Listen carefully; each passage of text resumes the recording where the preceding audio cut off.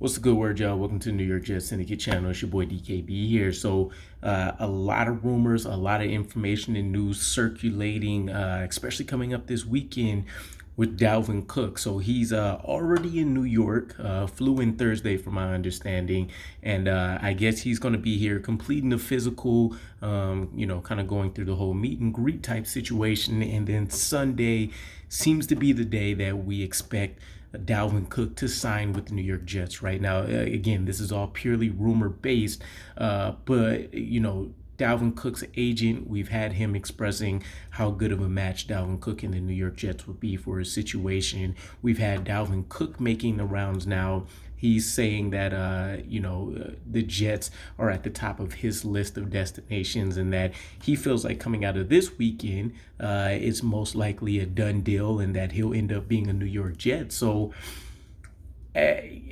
then we had the other final piece that said that Craig Carton's rumor that the New York Jets and Dalvin Cook are only like $1 million off, and whatever this deal is going to be, I still think it's going to end up being a 1 year deal if that truly is the case. But imagine he gets a multi-year deal with this New York Jets team. Now you're talking about at least for the next 2 years, which coincides with Aaron Rodgers and how long we expect him to stay at a minimal with his reworked contract. Now you're talking about a backfield that consists of Brees Hall, who you'd expect to be at full health, Dalvin Cook, who a lot of people, they're bashing him from the metrics that have been coming out about how inefficient he's been as a runner. But if you want to take it from a glass half full kind of approach, you're talking about a guy that maybe you're getting diminished returns on, and he's still putting up 1,100 plus yards per season. He's still giving you 5, 6, 7, 8 touchdowns a season.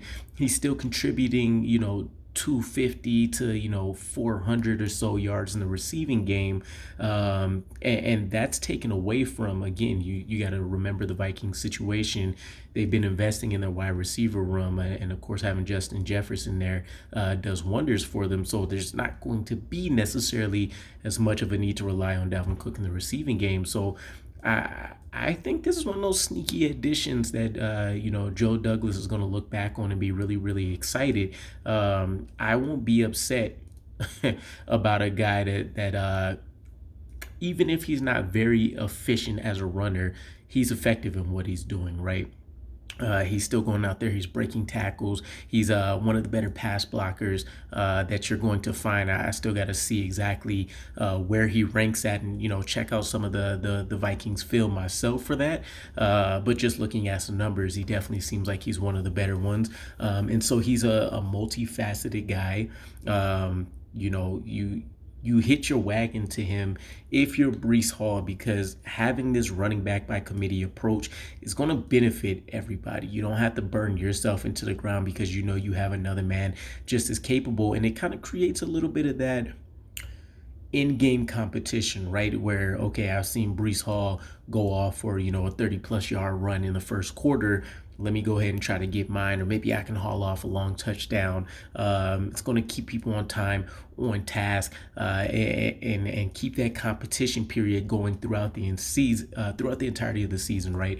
I think a lot of players, to a certain degree, kind of relax, take their foot off the gas pedal, if you will, once they realize that they've kind of solidified themselves in their roles, and maybe only an injury will end up changing things. So I love it. I've been saying for a while that I would love to simulate a Cleveland Browns backfield with what they did with Nick Chubb and Kareem Hunt. I thought it was going to come via the draft, but this could be exactly what we need, right? And at this point, Joe Douglas is shoring up as many positions as possible. Starters are obviously locked in, but if you can still find ways to upgrade your depth pieces at this point in the offseason, I don't see how you can't think of it as a win.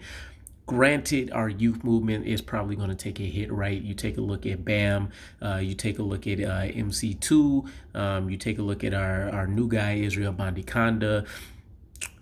What's ultimately going to happen there, right? And maybe that's the idea. You can't have a 22-year-old at every position, right? I'll take the sure-handed guy that I know, as for as much as you can of fact. I'll take that, in short production over trying to project a little bit more. And that really is ultimately what we have in our running back room. A lot of projection. Brees Hall, can he recover from injury? MC2, who are we getting? The rookie or the sophomore version of him. Bam Knight, really very small sample size. Impressive what he did, but still very small sample size. Excuse me. And then, of course, with Israel, he's a rookie coming in, so he hasn't done anything either. But let me know what your guys' thoughts are. Sunday, we can be hearing the news that Dalvin Cook will be donning the green and white. And I'll catch you guys again. Peace.